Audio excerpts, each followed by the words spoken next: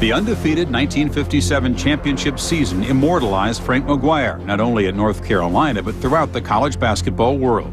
Beginning in 1958, Dean Smith worked in the flamboyant New Yorker's shadow, ever diligent, ever reserved.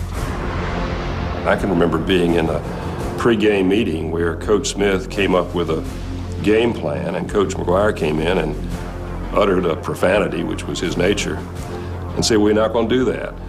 Coach Smith was much more the tactician, and Coach McGuire was much more the emotional, instinct-oriented coach. In January of 1961, during Smith's third season under McGuire, the Tar Heel basketball program was placed on a year's probation for excessive recruiting expenditures. 7 months later, McGuire resigned to become the head coach of the Philadelphia Warriors. The chancellor, Bill Aycock, wanted Dean to be his head basketball coach. He says, "This is what I want you to do. I want you to give this university a basketball team that it can be proud of." Coach McGuire was a giant. When Coach Smith was hired to take his place, to many people, he was a midget. And no one, I think, in their wildest dreams thought this fellow would be, in time, bigger than Frank McGuire. At 30, Smith began the 1961-62 season as North Carolina's head coach. Working under tight university restrictions, his team finished at 8-9. Although it would be Smith's single losing campaign as a head coach, it was just the beginning of a 4-year siege on campus. It was the worst. We lost scholarships. We were only allowed to play 16 regular season games. He had every obstacle you could possibly have in front of him, and I thought seriously about leaving. I was doing the PA for the games played in the Greensboro Coliseum. And at the end of the Carolina introductions, I would say, and the head coach of the Tar Heels, Dean Smith, and he'd get booed. The fans' discontent grew stronger in his third season as the Tar Heels finished 5th in the ACC, while rival Duke reached the Final Four for the second straight year. The next season, following a 22-point loss to Wake Forest in January of 1965, Smith felt the full measure of the students' wrath. We pulled up to Woolen Gym. It was about 11:30 that night, and we could see some students gathered around over on the front of Woolen Gym, and then as we got off the bus, we could see this effigy hanging from the tree, and with the name of Coach Smith on it. And the minute Billy Cunningham saw this, he moved out ahead of everybody, went over there and yanked that down.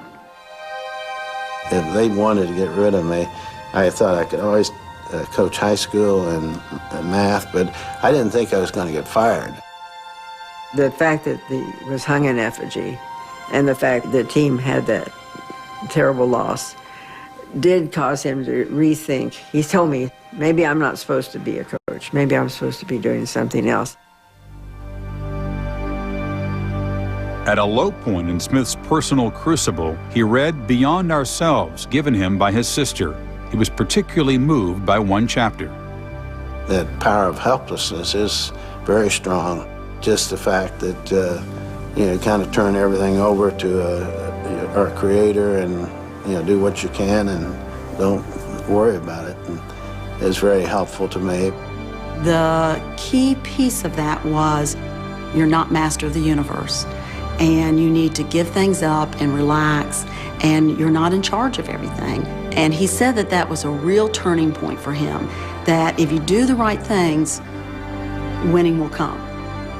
He goes to Duke with players not nearly as good as Duke had, beat Duke. The same people that hung him in effigy were hollering for him to make a speech.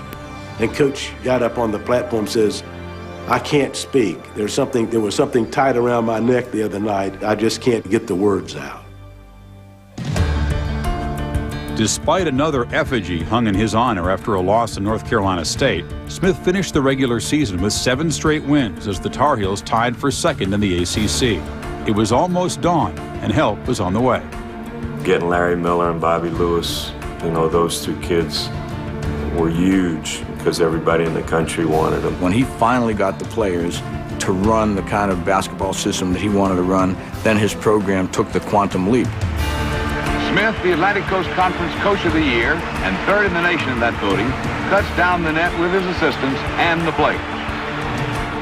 From 1967 to 1969, Smith's Tar Heels won 3 straight ACC regular season and tournament titles and advanced to 3 Final Fours. Following an 18-9 record in 1970, Smith had to prove that it was more than just excellent players that had been responsible for North Carolina's success.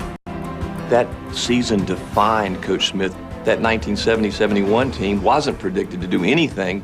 We didn't have a superstar on the team, and we bought into Coach's system. Play it my way, guys, do it as a team, and you will win. The Tar Heels have won the regular season championship, and where's everybody that picked them to finish 7th? The fact that Dean was so different from Frank McGuire.